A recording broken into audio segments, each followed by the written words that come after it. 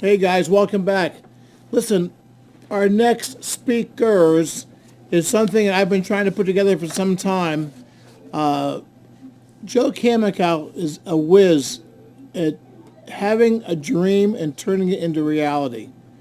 And for years at Pinball Expo, there's been all kind of topics about what would be a great theme for a pinball machine. And Monopoly was one years ago, and Wall Street was another one. But one name that kept coming up over and over again was the Beatles. And it was just talked about, but that was about as far as it went. Well, Joe Kaminkow decided to make that dream a reality. And our next seminar will be with Joe and George Gomez and some of the guys behind Kapow that made this game a reality. So I'm going to introduce Joe. Joe's been in the industry for a long time, starting with Daddy East, and has been with several other factories, but Kapow is where he is today, as well as working in the gaming industry. And Joe Kaminkow will be here to introduce the group of guys behind the making of the Beatles.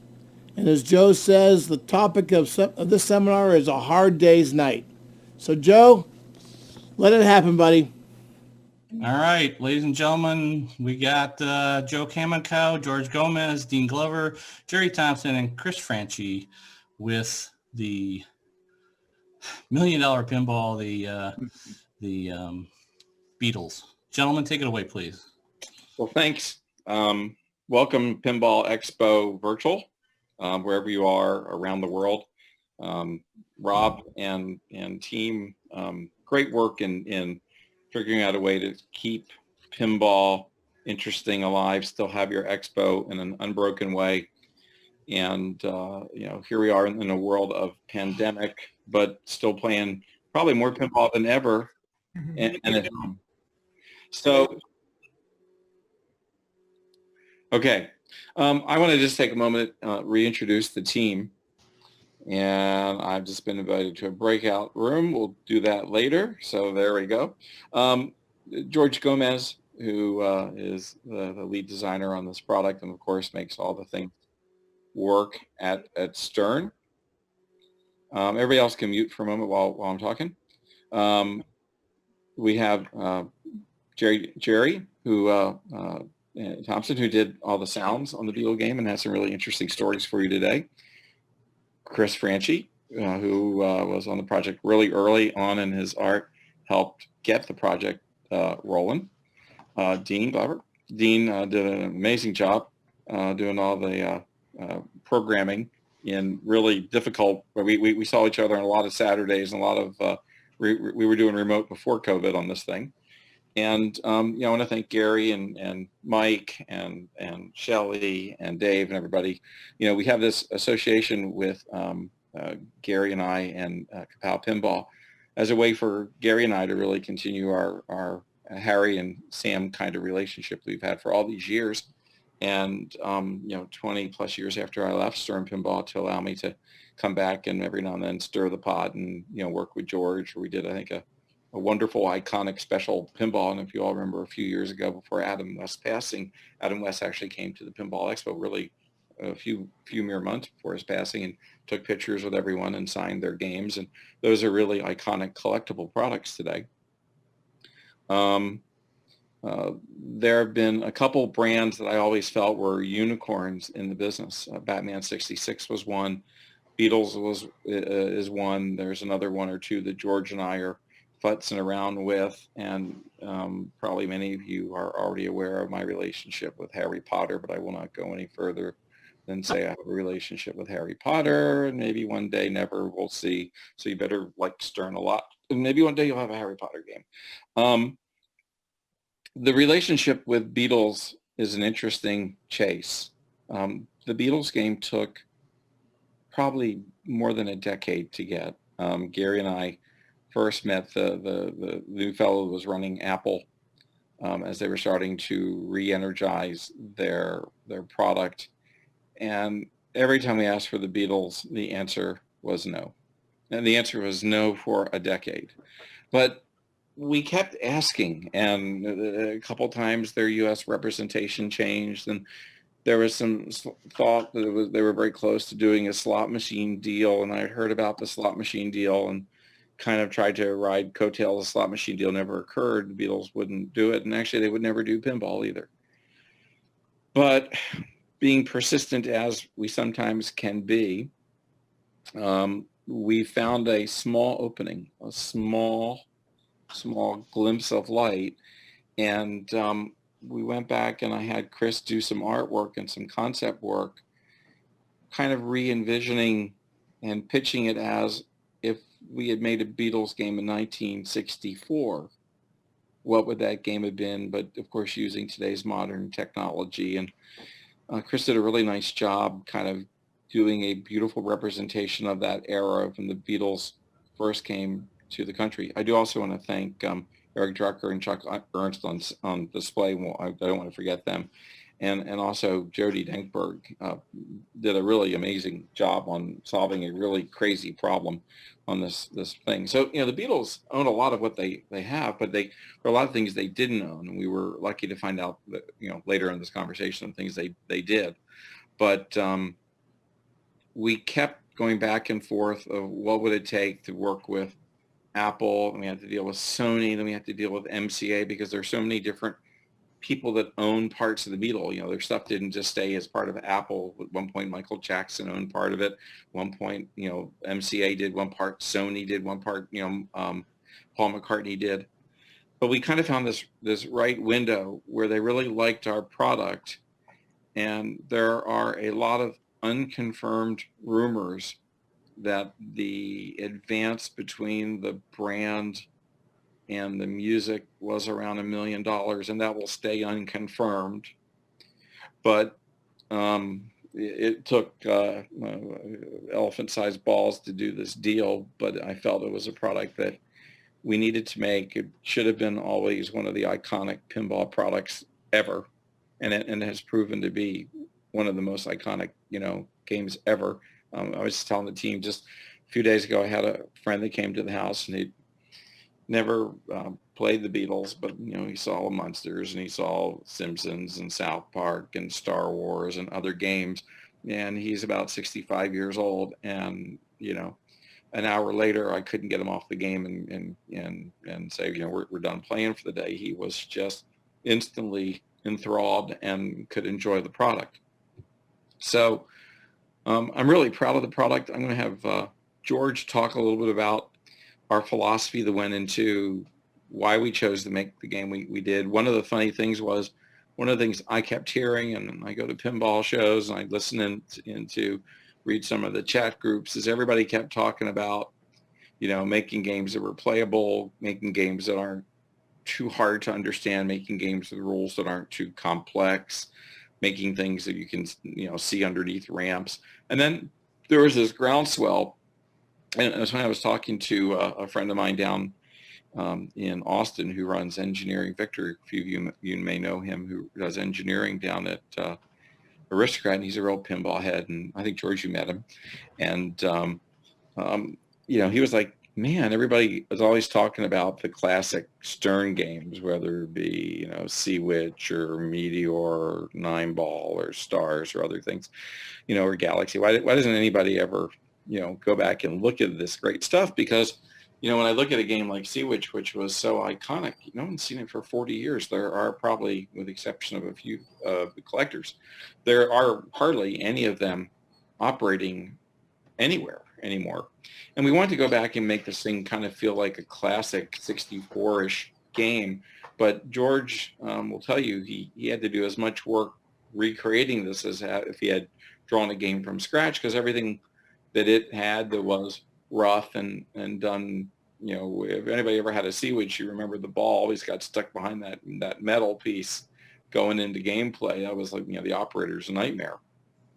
And we wanted to go back and fix, the inherent problems, and then use magnets and spinners and other things that are part of today's gameplay to, control speed and tempo and where the ball goes. But I'm going to shut up now for a while and let George kind of talk a little bit about the game and show you guys some inside thing. And then hopefully we can, I don't know if we can open this up for questions, but that'd be a lot of fun to do today as well. So with that, I will give you George Gomez, and George, you can dole it out from there. Hello, everybody. Kind of different way of doing a presentation at Expo, but we'll do what we can. I'm going to share my screen. I'm going to talk a little bit about some of the differences between the games. Can you guys see that?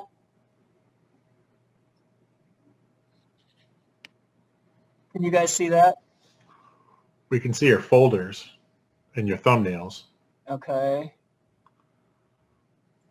So that's a problem. Let's see, let me share. You're not getting full screen there, George. How's Dave, that? Dave Bix, any suggestions on this one? There you go. Hey. There it is. Is that it? You got it Yep. now, right? Full screen. Yeah, so when we started out, we started looking at a lot of the Stern classics. Sea Witch kept coming up, and as a contender, because there was such love for the game in the community. And I've got a lot of, as you know, I have a lot of some of the best players in the world working for me in the studio, and so I polled those guys, and guys like Keith Elwin and Zach Sharp, and they came back and said, Sea Witch, but you gotta fix some of the things that could be better on Sea Witch. And so if you look at look at the Sea Witch game, and as Joe said, they had that little problem with the spring steel gate on the entrance shot right here. And the idea was to keep the game, the essence of the game, but introduce some new stuff like the record spinner, the magnet at the top. This seemed like a lot of wasted area to me, so we stuck the target back there behind the drop targets to create a second level of interaction, let the ball drain back in, and of course, I really wanted to respect Mike Kubin's work because you're working on top of a well-loved game by a designer of note from the era. Mike Kubin, if you don't know, worked at Stern Electronics, and him, and he was contemporary in age to Gary and Steve Kaufman, and the three of those guys would pal around. They'd go out and chase girls together, hang out, talk about games, play games. And I felt it was important to respect what you'd done with the original game. Chris asked me if I wanted my name on, hidden into one of the records or something on the playfield, and I basically declined because I think at the end of the day, this is I'm working off of Mike Kubin's masterpiece. So let's look at you can see clearly the differences. This guy right here, the disc, everything like to you looks like it's pretty much the same, but I want to show you. I can figure out a way to do it here. Can you see that? Can you guys see that? No, same screen.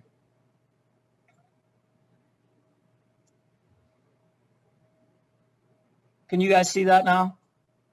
No. Oh, we always hear the two pictures side by side, George. Okay. You share. Okay.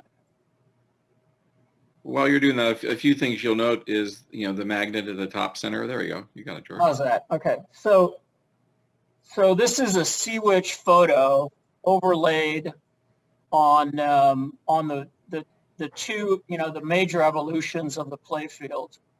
And so you can see that even though the photo is distorted somewhat, anytime that you see something like this, it means that I moved it. So you can see that the flipper was in a different place. Of course, the disc didn't exist, so that little step right there is me trying two different positions. I think Chris wanted the disc very much front and center because it looked better. I actually had it over here because I was trying to get a little bit more action off the disc up into the targets and up into the pop bumpers. The single biggest thing that we did here with the top is that we made the top was not terribly accessible from the bottom flippers. So I opened up this shot right here so that you could actually orbit from the bottom, which the original game couldn't do. But you can see that, again, there's, while yes, it is based on Sea-Witch, look at all the stuff that got shifted around and moved. And then not to mention the fact that I had these inserts thrown in here. Chris, when he did the graphics layout, wanted them ringed around the circle around so you could have this for the Beatles. And it's great stuff. I'm going to show you one more thing. Share. Here we go. Share. Okay, so this is another view of this. This area right here was kind of a problem. I wanted to,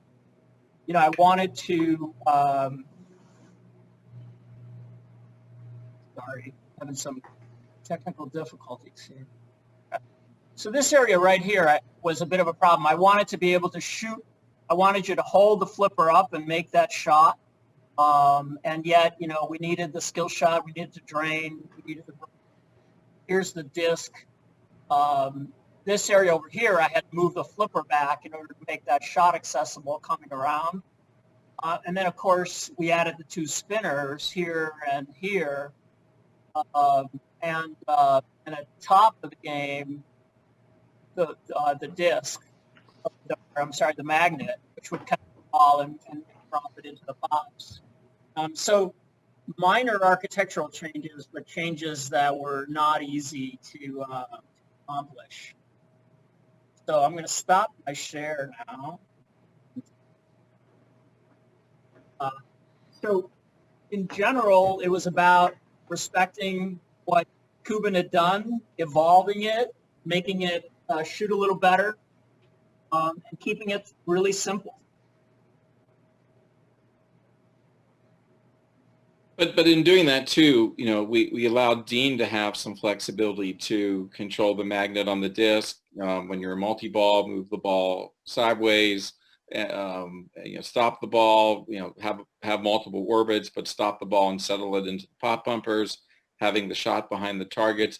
There's a lot more there than meets the eye. And of course, the speed of modern flippers and the power of the modern flipper compared to stern flippers and whatnot, gave us a very free-flowing game. Yeah, you talk about the flippers. We actually built it with the weakest flippers in-house since we didn't have any ramps. And we actually played it that way for months. And then one day, Keith Elwin came into my office and he said, you got to do something about those flippers. And so it's, you forget that while those games were appropriate in their day, we've seen a lot in the time, and we're used to a different speed and different interactions with the ball. And so we ended up moving the flipper strength up, even though we didn't really have any ramps to climb. And we looked at a lot of other games. We looked at, I think, was it Galaxy maybe, because you had that kind of little circle on the top and a couple other things. But again, we felt this was four pop bumper games, right? Yeah. This worked out well for us to do like Fab 4, 1964, putting a target in there with each of the Beatles. But now I'm stealing all of Dean's thunder. So why don't we let Dean talk a little bit about our philosophy around the rules around this thing. Dean, are you ready? Sure. So I don't know if you mentioned this, Joe, but the Beatles, when I came on board, was still there as a home game. So I took the layout and I went ahead and started with Sea-Witch, but we started to think a lot of the buyers of a home game it's the Beatles. It's going to be collectors. It's going to be people that are really not new to pinballs or are new to pinball. So we didn't want to, make this big complicated thing. We wanted to make it fairly easy. So the rules, like I said, they're all achievable, but because of the layout of the game, it plays so fast that you really don't get very deep into it a lot of the time. Everybody has some great games, and that's what's so good about pinball is you have a great game and you think, I can do this again, and then another 15 games later, you're still trying. So, but we wanted to add, some modern elements. So we had multi-ball, and we had the magnet. Modes, right? Oh, go ahead. Modes became a keystone, right? And Right. Modes didn't exist back in those days. Right. And we had, 8 songs initially licensed, I think. And I think one of the first things that everybody came up with was, which songs fit a multi-ball better. So we settled on Hard Day's Night as the main one. And I think Help was going to be some kind of frantic type of situation as well. And it ends up, Help doesn't appear quite as much as I wanted it to, but that's how things shook out. But then we just went through each feature and said, well, we had five records at the bottom. So, let's make each one of those tie it to a song. So instead of a game like Rolling Stones, where a lot of the time you're playing, ball 1, you play a certain song, ball 2, it's the next, another song, and ball 3. I decided let's give people some variety and the ability to choose their own song, but without putting a display up, because a lot of people would see I choose your X character, and they're never looking at the screen. They push start and they plunge the ball. So now they'll at least get kind of a random song, and they'll occasionally happen into multi-ball and things like that. Yeah, and that's really fun when multiple people are playing, because you have 2 or 3 people playing every year. You're hearing a lot more music. Rob wants me to encourage people on Twitch to post questions, as a matter of fact, while we're doing this. One other thing that Dean said that I guess your memory is better than mine at this moment, Dean, is that is correct. When we originally did the license, this game was only going to be available for home without a coin door. We had, the Beatles were very concerned about being in a bar or being in a location that might be unsavory, even though the Beatles were made by jukeboxes with records and bars. So when we originally designed this product, there were going to be 1,964 made only ever. And that's still the number. There are only going to be 1,964 ever made, ever. And we're mostly sold out at this point in time. So if you do want one, there aren't too many left. And when we showed the finished product, and George will show some pictures when I took the game over to England, they loved the game so much that they decided to relax the opportunity to allow this to go into a family entertainment center, to a Dave & Buster's, to a movie theater. Now, of course, in the COVID world, they're all at home anyway now. But it was by the great work that everyone did that allowed us to actually make this even more of a mainstream product than just a home consumer product. But well, again, they that also was part of our thing. Go ahead, They Jerry. also said no Beatles speaking originally too. There was a whole lot of no everything. No Beatles speak, no Beatles video. We climbed a lot of mountains. That is Abbey Road Studios, and the very top floor of Abbey Road Studio, or not Abbey Road Studios, but the Apple offices. George Harrison and his wife used to live there. George will show you a few pictures from when we were over there of the art and decoration there, which is just incredible. And a moment ago, we showed a bunch of gold records. But yet, you are correct, Jerry and Dean. The nightmares are made of getting a license and then knowing there's all these assets. One of the cool things that happened, we did find out that the original Ed Sullivan Show footage, the Beatles purchased and owned. So we were very, very fortunate. That is their very wide front doorway, and then it goes upstairs where the game was first put when we brought the first version over for them to look at. And thanks to John Stragides in London for fielding the very first game and bringing it in for us with his son. Jerry, you want to talk about a couple fun things we did along the way from the sound? Because again, that was a constant work in progress because we didn't know what we could use or what we could get. There's the two licensing agents, Joe on the left from the United States, that helped get the deal really to happen and help push through a lot of things we needed.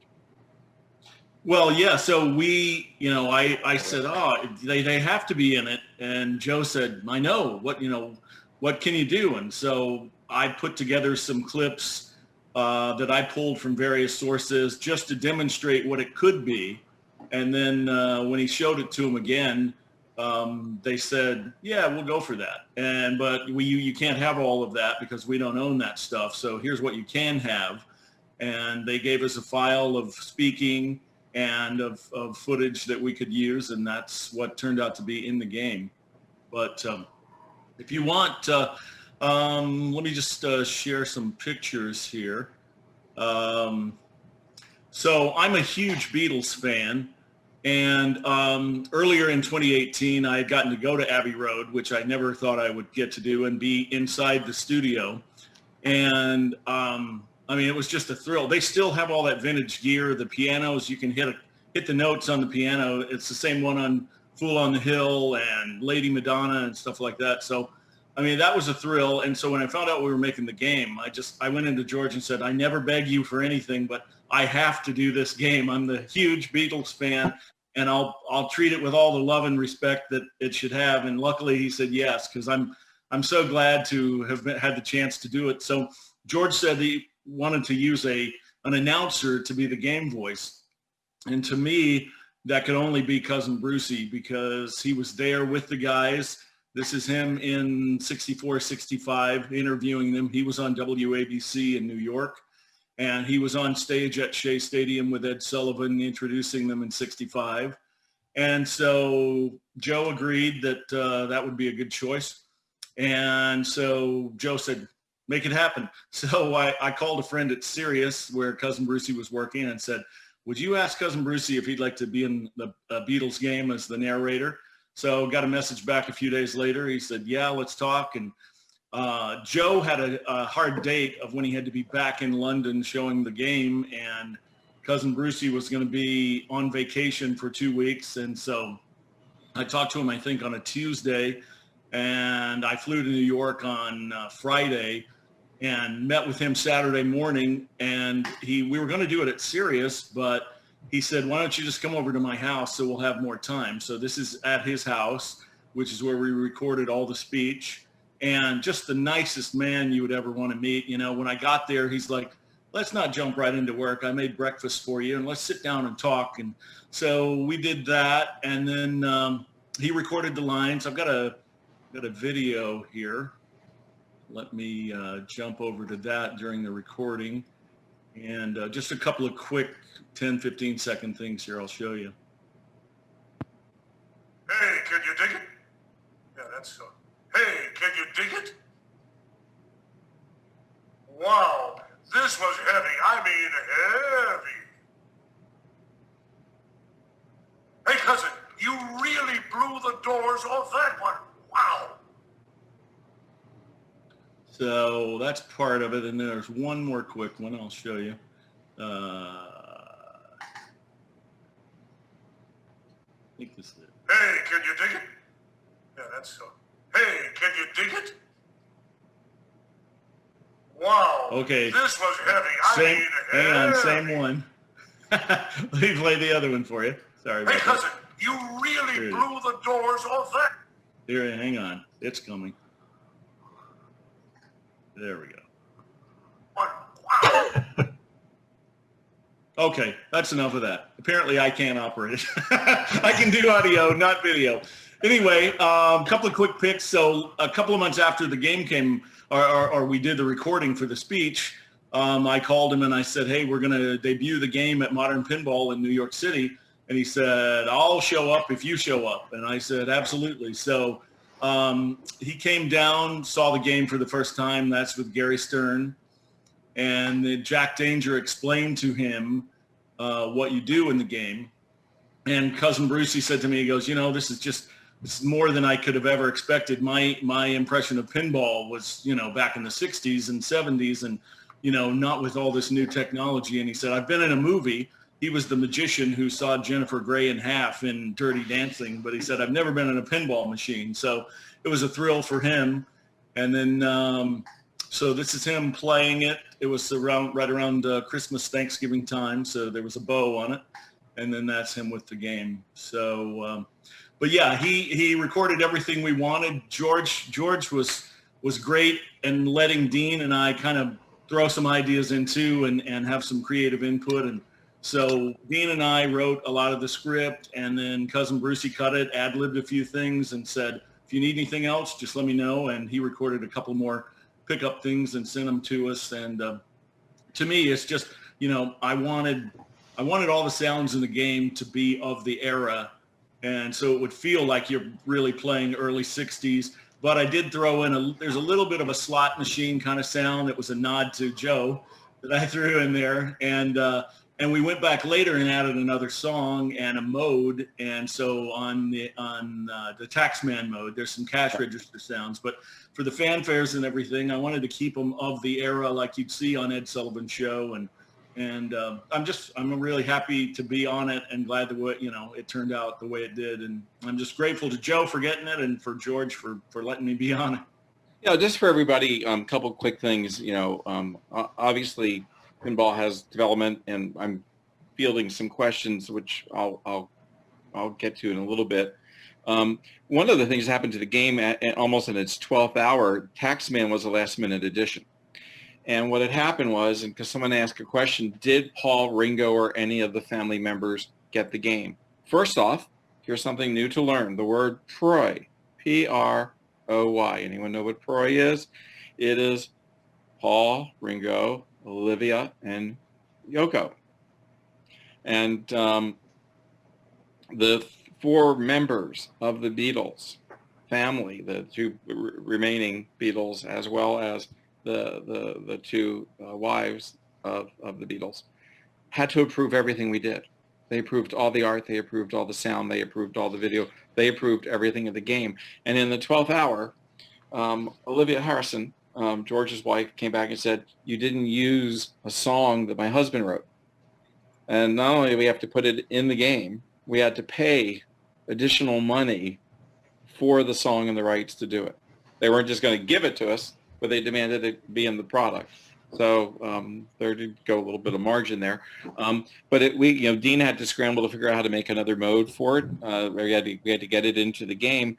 But if anyone wants to know, was this thing done in a vacuum?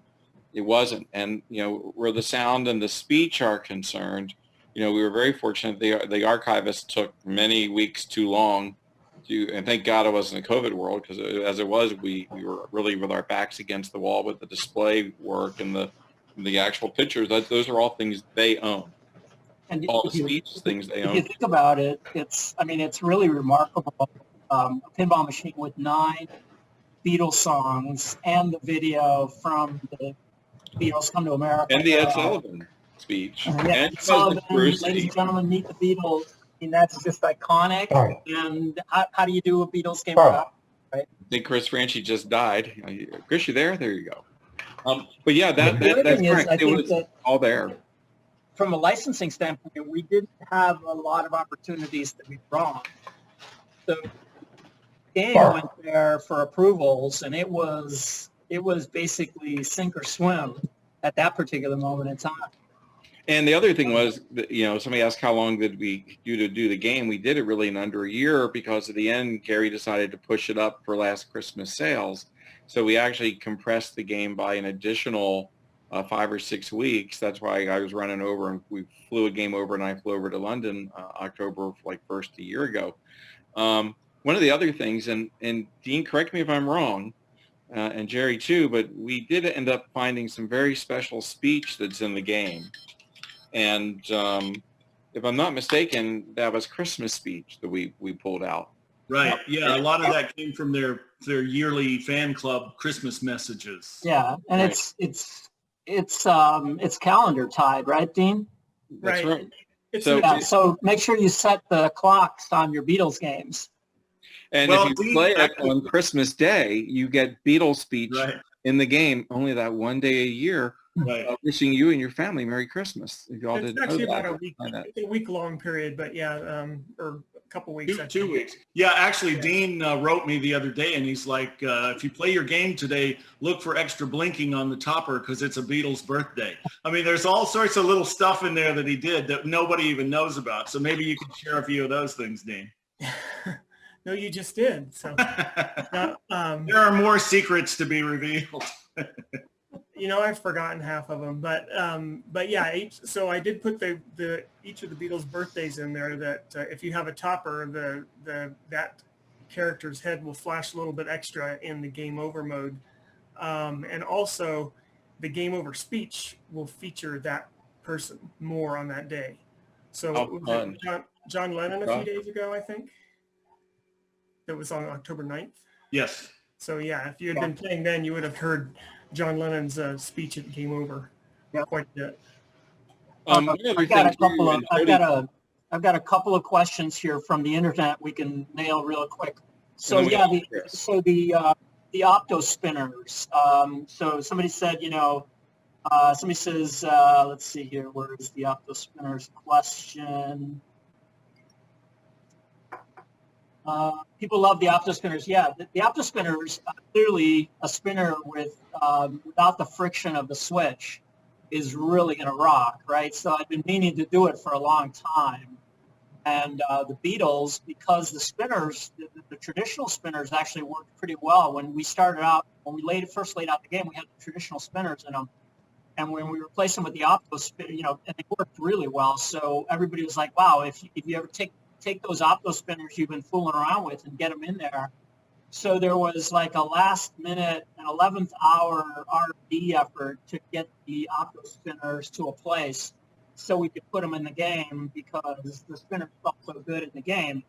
Dean had to do a bunch of work too, right? We messed with Dean and Jerry because I wasn't happy with the spinner sounds, right? I was going to say that. George, we were standing there and George goes, you got to fix this spinner. It's driving me crazy. Going too many. They were walking all over it. Totally tortured these guys with the spinner sound. Yeah. And one other thing I want to mention about the game, I'm going to do a call out to Jody Dankberg.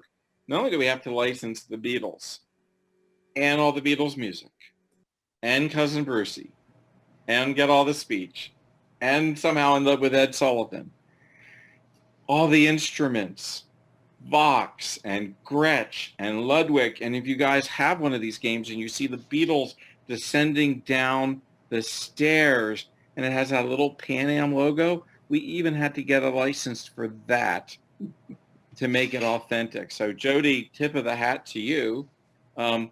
It was, somebody asked, is there anything that you would have done differently or something you wish you had put in the game? It's like Prego spaghetti sauce, folks.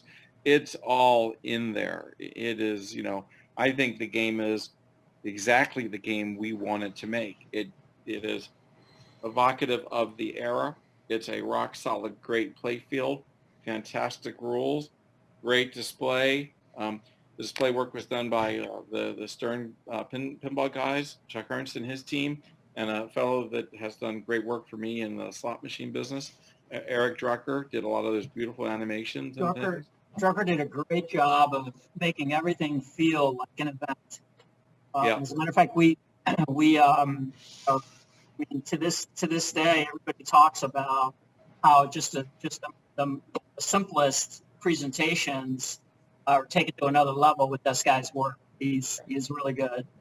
So, it was an A-team the whole way. And speaking of A-team, Chris, why don't you talk a little about the artwork? It was a perfect segue. I pity the fool who don't like this artwork. That's an A-team joke. Thank you. Okay, I'm going to share the screen. I'm going to show you guys some stuff, some early stuff. I think the first thing I'm going to show you is the artwork that we used to get the what is going on here? Come on. It's not liking me. Hang on.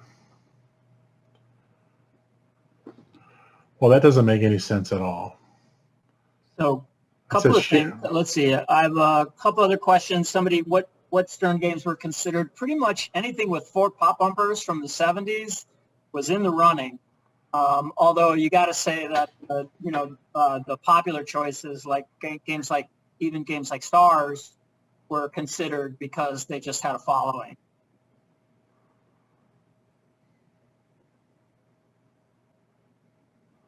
You got to work. I pushed hard for Galaxy early, didn't I, George? Because it had that Galaxy, weird little Galaxy, thing on the top. I'm trying to remember. People were coming into my office daily with Zach Sharp, Keith Owen. Those guys were like, what about this one? It's got 4 pop-up verses. Yeah.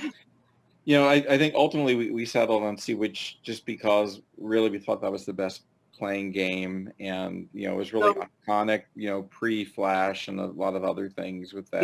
Gary weighed in with 4 flippers too. Gary weighed in with what sold the most from that era, and Sea Witch was right up there. There were a couple of it got narrowed down to hey, they were popular then, they for a reason, and so we never considered Orbiter 1 though, never ever. So Chris, you ready? You got it figured out? No, it's saying that my browser will not allow me to share the screen. I'm trying to fix it, so keep talking. I'm working on it. That might be a setting in your Zoom, Chris. You might check that. I just saw a question roll-ups or a comment. Somebody said they like the beep beep and the orbit when you're in that mode, and that's one of the things where I said to Dean, I go, because Dean was deciding what songs went on what mode. I said, I want to do this on Drive My Car where you go through the orbit and hear beep, beep. And he's like, okay. So that was one of the fun things that we got to do. Yeah. Well, they were getting some stuff from Chris. And one of the funny things that happened too, as Chris was doing the game, there's those little Beatle characters that are doing the jump on the back panel. Right. Everybody remembers that as the Beatles having done the jump. But there was a group, I don't remember if they were called Rain or something else. They were one of these Beatle make-believe groups or Beatlemania things.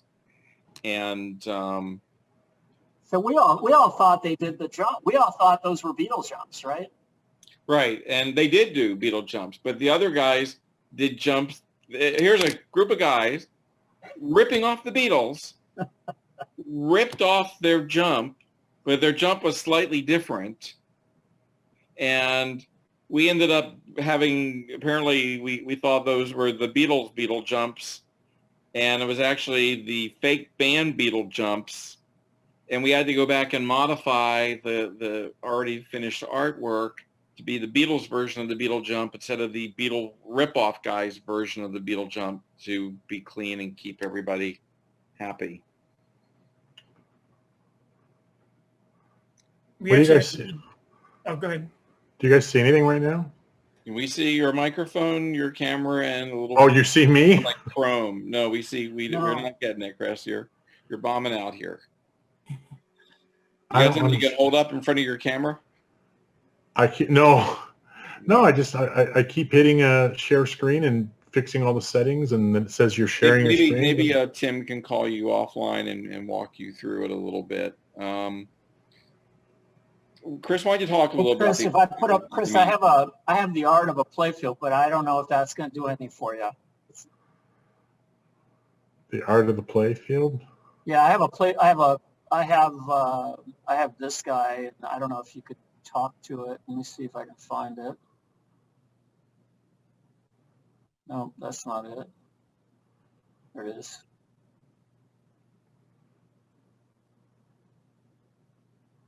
You see that?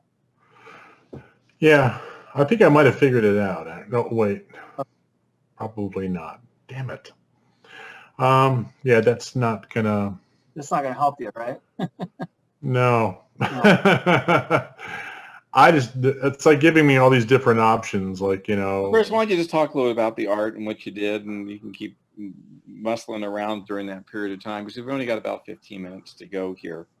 I mean, we could certainly open it up to some more questions too, and answer questions on the game and things we did. Send your questions in on Twitch, please. No, I'm back to you. By the way, all the family members did get games, and I believe Yoko, ended up getting two. I think she purchased one.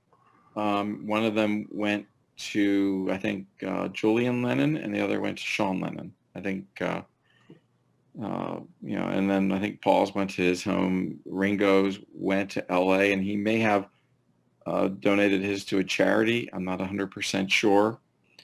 And the Harrisons went to the Harrisons' home. So, by the way, the code name for the game, people always ask us about the code names. The code name for this game was Purple Martin, which was a gasoline brand from that era, and Martin was a reference to Beatles manager.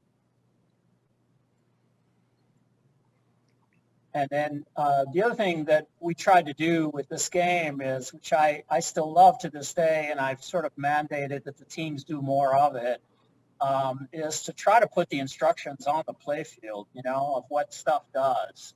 Because we went through an era there, where that stuff just started falling off the radar. Just simple stuff like this, right? Collect the 4 Beatles to boost the spinner value. Yeah. Right? So, we got very wrapped up in ignoring these things because we were always jammed up for time, and we were afraid to make a commitment to the art. By the way, there's the Pan Am logo that Joe was referring to. So George, I think we're not seeing what you're seeing. I think the main screen is just seeing all your folder of choices. Hey, one of the questions that just came in, George, I'll jump in for a moment again, was why wasn't can you guys see that? Oh, yeah. Yeah, now it's up. Okay, so there's the Pan Am logo. This Chris, is what I you was could talking email about. a couple of your pieces of art to George real quick if you want. Yeah, And George could drive it. Why don't you try and do that real fast? Okay? Sure. I'm just wondering if it says that I'm sharing my screen. No, you're not. So look, one of the questions again was why wasn't an original playfield developed? And we thought about this because, again, you think about a year and a half ago, some people were really excited about the spooky atomic pinball. It's a single level game, pretty simple, a couple flippers, a couple pop bumpers, nothing too fancy, but it was really fun to play. And, we really do look at this as an original playfield. This is a kind of we'll call it inspired by, because really the amount of work was exactly the same, if not more, if we had started from scratch. But you got to remember something, folks.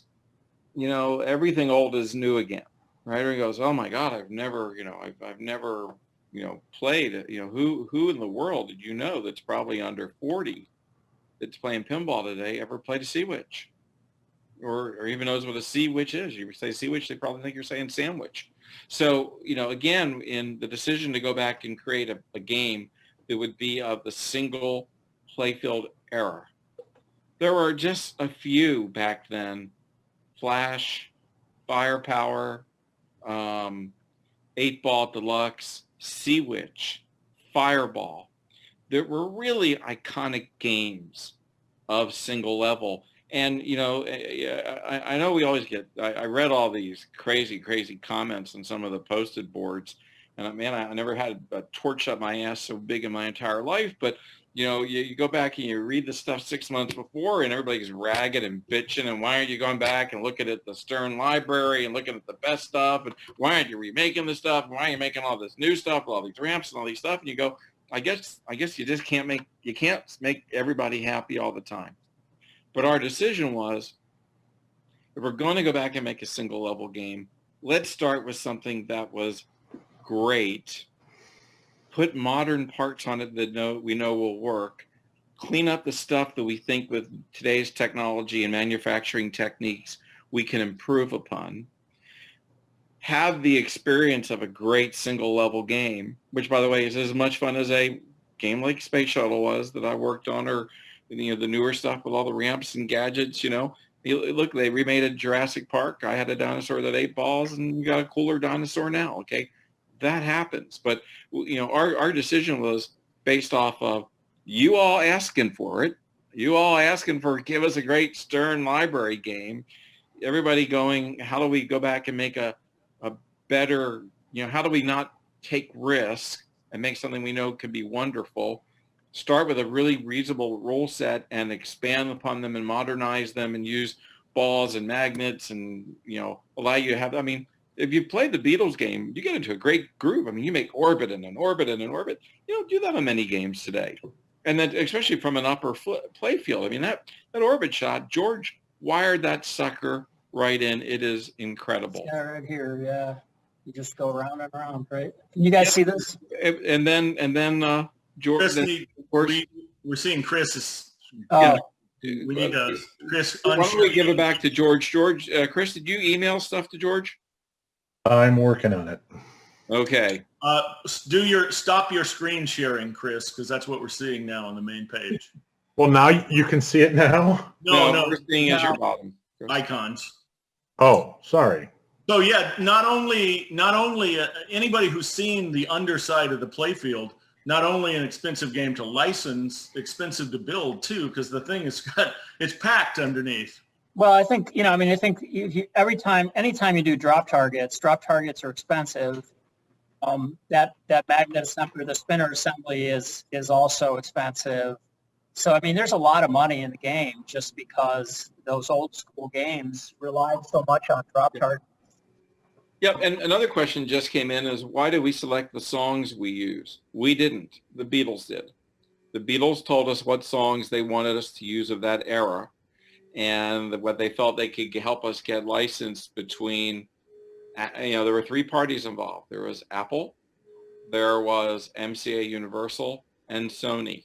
So all three had to be involved with, giving us the masters and the performance rights, which was exceptionally difficult and exceptionally expensive. And then Dean, with George and with Jerry, kind of decided what songs would work best and what modes. We kind of wanted to use help to get you ready to go to multi-ball, and then multi-ball be a hard day's night, I think was a thought from day one.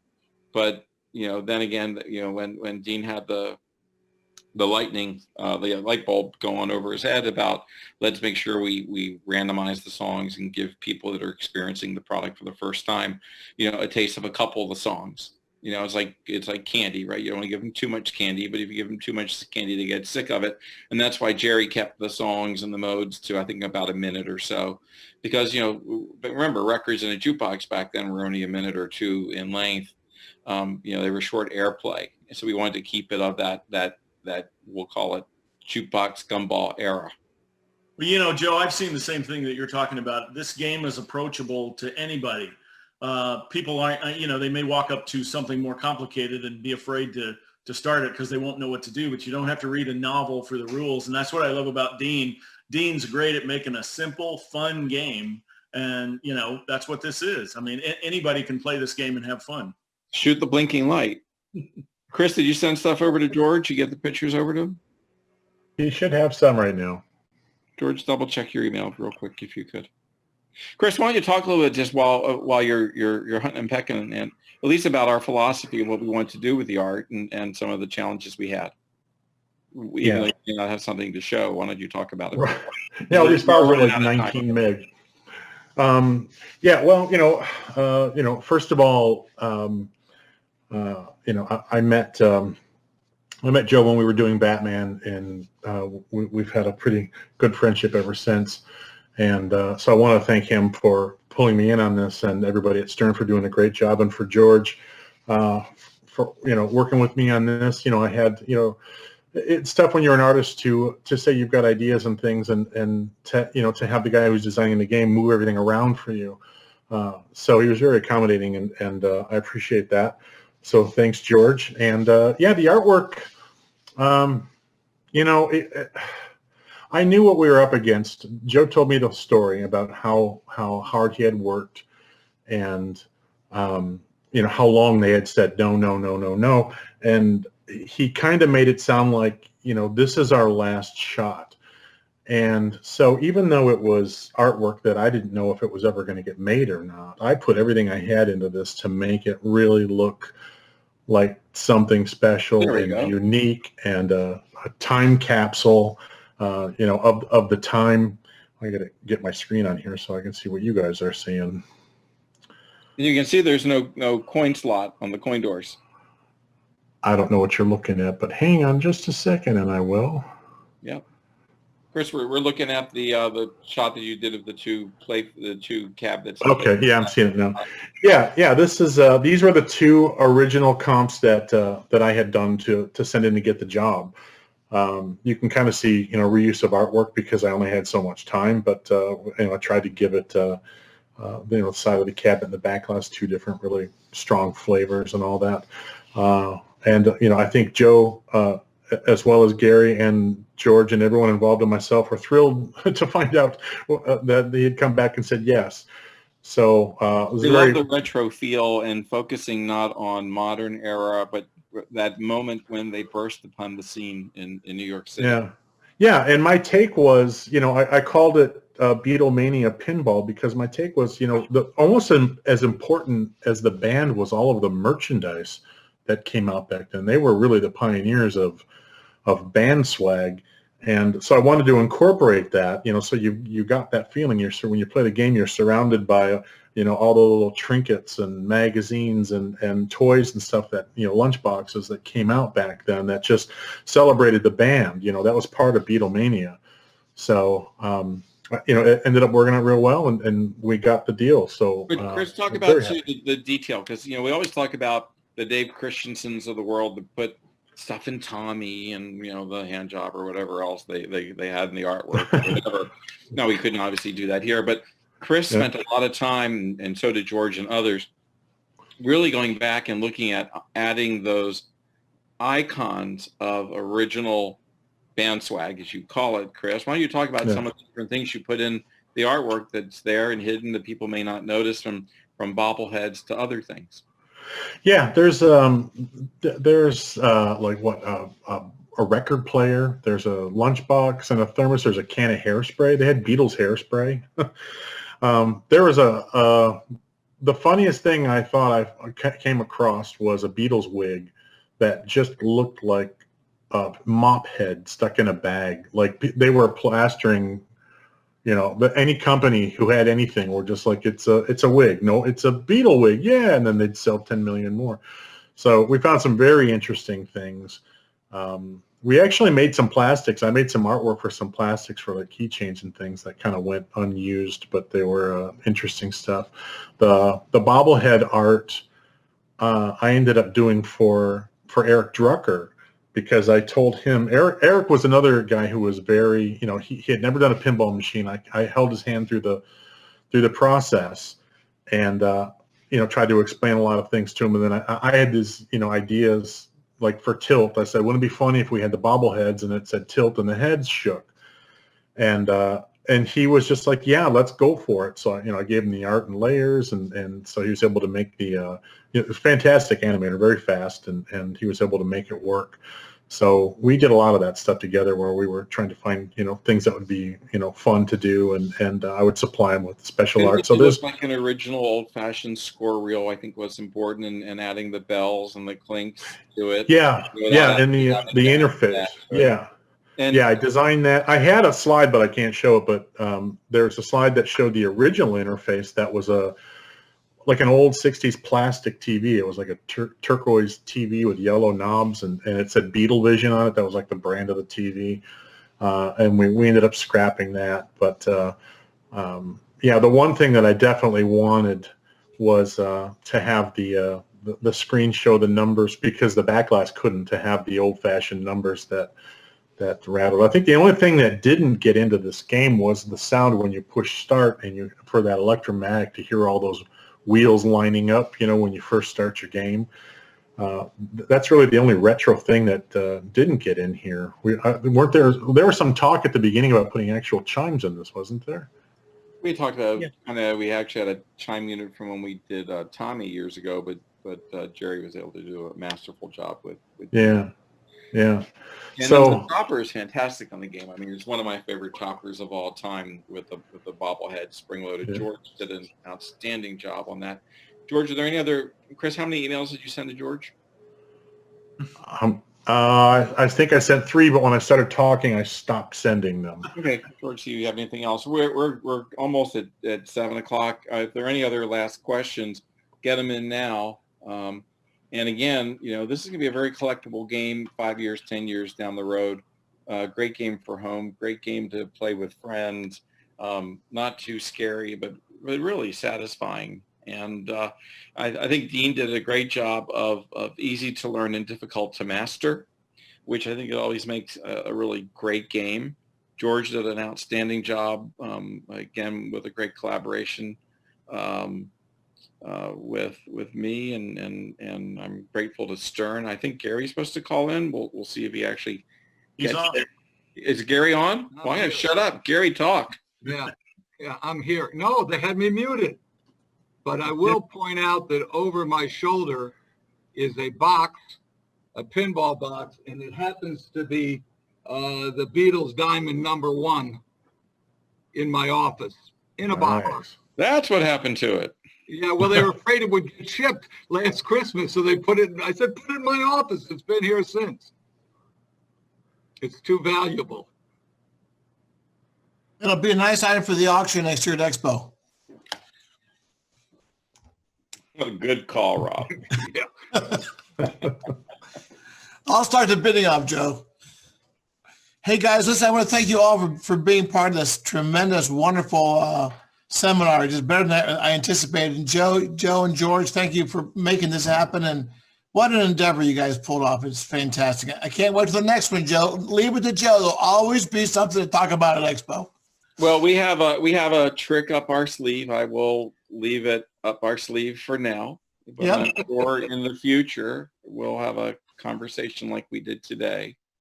Those of you out at home playing in the COVID world, invite your friends over, wash your hands, please wear a mask, and please vote, because your vote matters, and it matters a lot. And be safe, and hopefully next year at Pinball Expo, we will all do this in person. You got it. Gary, anything you want to announce from your end, Gary? Pardon me? Is there anything you would like to announce from your end? Oh, that's my prime. It's not about Beatles per se, right? Correct. Okay. I thought maybe you wanted me to announce something about Beatles. They've asked me to talk to you for just a minute. There's many people like you see on the screen now that contribute to the creation of Pinball Machine and create it and bring it to you. There's, to many of us, it's far more than a job of what we do. It's an avocation. To you, it's a hobby. To us, it's a business. And to many of us, it's a business and a hobby, both. And so the people who are involved here at Stern, they are really dedicated to this. This is something that the pinball machines, to me, obviously, it's important. I've only been doing it for 73 years because I'm 75. So I think it's very, very important that everybody contributes. And people contribute, you guys recognize the stars, the like you see on the screen, the designers and the artists and the guys who design and create rules are not just programmers. And so you recognize all of them. There are other stars that some of you would, if you think about, you'll recognize their stars. And one of them was a very patient person. He dealt with you all, very patient and quiet person, but very effective with you all. And that's Chaz Sadicki. He joined Stern. Actually, he joined Data East. It's the same company, but we were Data East at the time in 1992. I keep saying 72. It was 1992. It was a long time. One of our early employees. He started in the factory. He started and he worked up to being a final tester, and his skills were seen not his people skills so much as his technical skills were seen. And then we recognized his people skills. And so he joined the tech service department here. And that's probably the most important department that we have.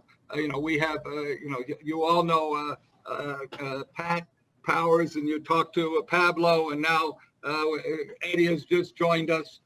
So we have 3 people there, and partly because Chaz left a big hole, because as you know, Chaz has passed. So he left a big hole, and he left a big hole for all of us because he was here for almost 20 years. I started testing games, as I said. We promoted into tech service. We saw they had a special way with people.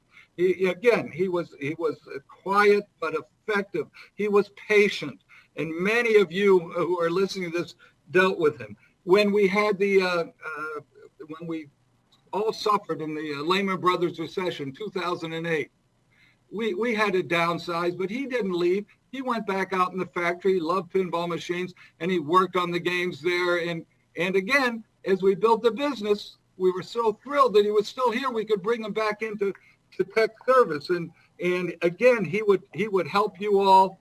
It was amazing to me. He would go out and do service schools at various commercial distributors. And they'd call me, how fantastic. This quiet, gentle man was so good and so informative and dealt with people so well on their level. And certainly, I couldn't have done what he had done.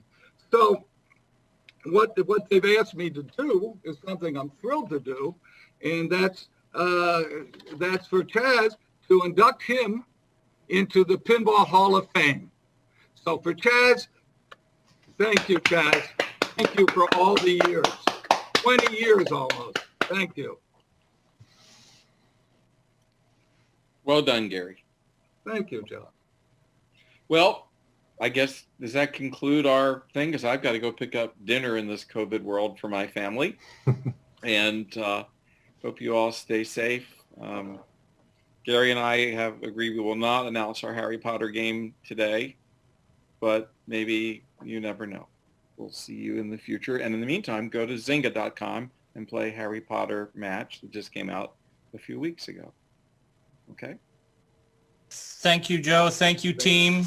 We're going to turn it back over to the Rob Burke in the studios. Go ahead. Guys, we're back. What a great, fantastic seminar.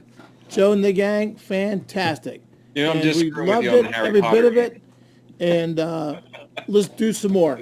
Chris, with your artwork package, all you guys were fantastic. Now, surface battle.